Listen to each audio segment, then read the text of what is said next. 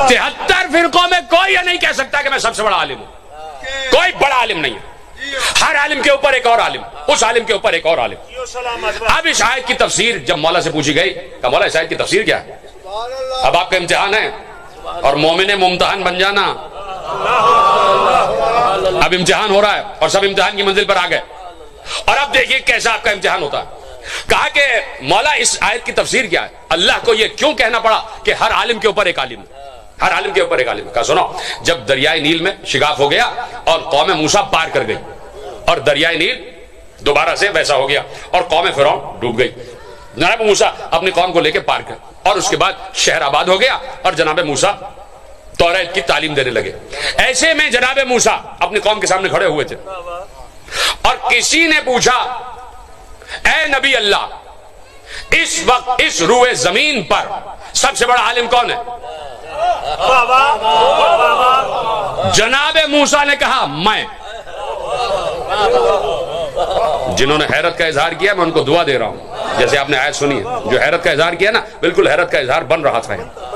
کہا کہ سب سے بڑا عالم اس وقت روئے عرش پر کون ہے؟ جناب موسیٰ نے کہا میں. مجھ سے بڑا کوئی عالم نہیں, مجھ سے بڑا کوئی عالم نہیں. جیسے ہی معصوم کہتے ہیں, جیسے ہی جناب موسیٰ نے اپنی قوم سے کہا میں سب سے بڑا عالم ہوں, فوراً اللہ نے جبرائیل سے کہا جبرائیل تیزی سے جاؤ اور موسیٰ سے کہو یہ کیسے تم نے کہہ دیا کہ تم سب سے بڑے عالم ہو, نکلو اپنے علاقے سے اور جہاں دو سمندر مل رہے ہیں وہاں ہمارا ایک عبد بیٹھا ہوا ہے جو تم سے بھی زیادہ علم رکھتا.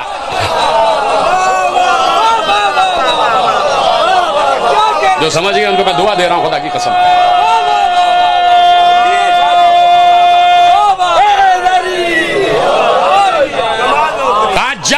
سمندر مل رہے ہیں, مرج البحرین ہو رہا ہے, وہاں ہمارا عبد ہے, جا موسیٰ اس سے علم حاصل کرو. جناب موسیٰ لرز گئے, سمجھ گئے کہ مجھ سے خطا ہو گئی ہے. جناب موسیٰ کوئی معمولی نبی نہیں ہے, رسول ہے. کتاب نازل ہوئی ہے جسے تورات کہتے ہیں, جس سے اللہ بات کرتا ہے, اس سے اللہ کہہ رہا ہے تم سے بھی بڑا عالم موجود ہے. اب کیا رہ گیا؟ دو چار لوگ علامہ اقبال بن کے بیٹھ گئے. بھائی علامہ اقبال نہ بنیے, قمبر بن جائیے. ایسے نہ بیٹھے علامہ اقبال کی طرح, مجھ سے باتیں کریں اور بتائیں کہ آپ تک جملے پہنچ رہے ہیں. جناب موسیٰ کلیم اللہ, جناب موسیٰ عالم تورات جن پر تورات نازل ہوئی ہے, جناب موسیٰ اللہ کا نبی اور نبی کے ساتھ رسول. اللہ اس سے کہہ رہا ہے تم سے بھی بڑا عالم موجود ہے. اس کا مطلب ہے کہ سارا کا سارا علم تورات میں نہیں تھا.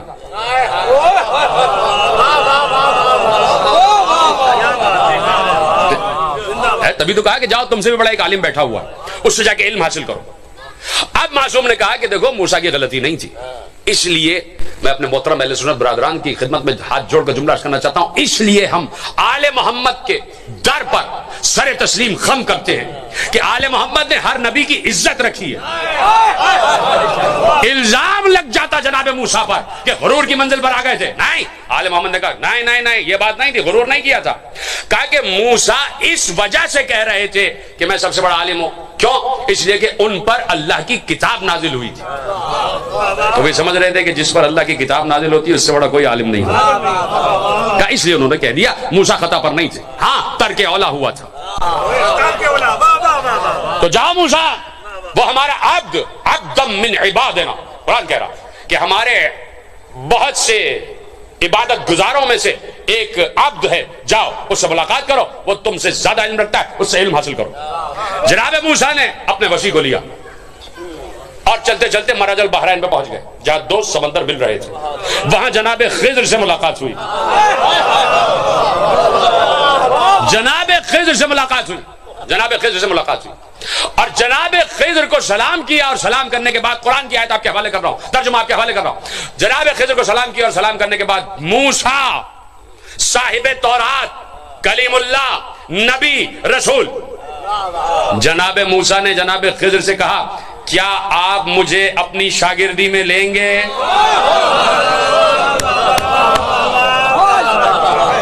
اللہ اکبر. کہا یہ خضر کے پاس کون سا علم تھا؟ قرآن نے کہا علمناہ من لدنا علما, خضر کے پاس علم لدنی تھا، خضر کو ہم نے براہ راست علم دیا تھا، کتاب کے ذریعے نہیں، فرشتے کے ذریعے نہیں، ہم نے خضر کو براہ راست علم دیا تھا، جسے علم لدنی کہتے ہیں۔ وَعَلَّمْنَاهُ مِن لَدُنَّا عِلْمًا، ہم نے اسے علم لدنی اپنے پاس سے علم دیا تھا، اور کہا کہ آپ مجھے اپنی شاگردی ملیں گے؟ تو جیسے ہی توجہ ہے، جیسے ہی جناب موسیٰ نے جناب خضر سے کہا کہ کیا آپ مجھے اپنی شاگردی ملیں گے، جناب خضر نے کہا اِنَّكَ لَن تَسْتَطِيعَ مَعِيَ صَبْرًا، کہ سنو موسیٰ، بات یہ ہے کہ ہم تمہیں اپنی شاگردی میں لے تو نہیں، لیکن تم صبر نہیں کر سکتے۔ کتنا خوبصورت جملہ قرآن نے ارشاد فرمایا، کہا کہ تم میرے ساتھ صبر نہیں کر سکتے۔ اس کا مطلب ہے کہ علم کے حصول کے لیے صبر بہت ضروری ہے۔ جو جملہ دینے جا رہا ہوں اگر سمجھ میں آ جائے تو بتانا، اللہ نے اس آیت کو رکھ کے بتایا کہ علم کے لیے صبر بہت ضروری ہے، یعنی جو جتنا بڑا صابر ہوگا اتنا ہی بڑا عالم ہوگا۔ جیتے رہیں آپ، خدا خوش رکھے آپ کو، سلامت رہیں۔ کہا کہ تم میرے ساتھ صبر نہیں کر سکتے۔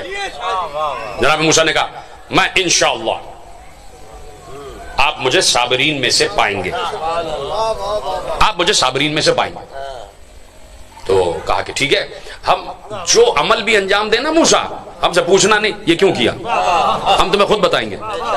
آیتیں یاد آ گئیں، جناب موسیٰ اور خضر کا قصہ۔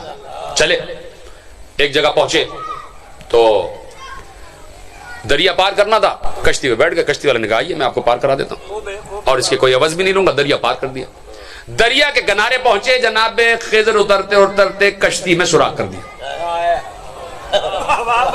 اور چل دیا۔ جناب موسیٰ نے کہا کہ یہ آپ نے کیا کیا، اس نے ہم پر احسان کیا اور آپ نے اس کی کشتی میں سوراخ کر دیا۔ جناب خضر نے کہا ہم نے کہا نہیں تھا کہ تم صبر نہیں کر سکتے، ہم نے کہا نہیں تھا تم صبر نہیں کر سکتے، ہم نے کہا تھا کہ کوئی سوال نہیں کرنا۔ جناب موسیٰ ٹھٹک گئے، کہا نہیں اب میں وعدہ کرتا ہوں اب سوال نہیں کروں گا۔ آگے بڑھے، ایک قریے سے گزرے، قریے والوں نے کہا کہ بھائی نکلو یہاں سے، ہم کسی مہمان کو برداشت نہیں کرتے، چلو چلو ادھر سے نکلو۔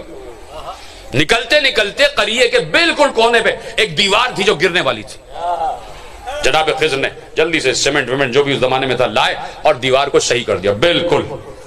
جناب موسیٰ نے کہا عجیب بات ہے، جن بستی والوں نے ہم کو دھتکار دیا، نکال دیا، کیا ضرورت تھی دیوار بنانے کی، گرنے دیتے۔ جناب خضر نے کہا ہم نے کہا نہیں تھا صبر نہیں کر سکتے۔ جناب موسیٰ نے کہا نہیں دیکھیے، اب جناب خضر نے کہا دیکھو اب میرا اور تم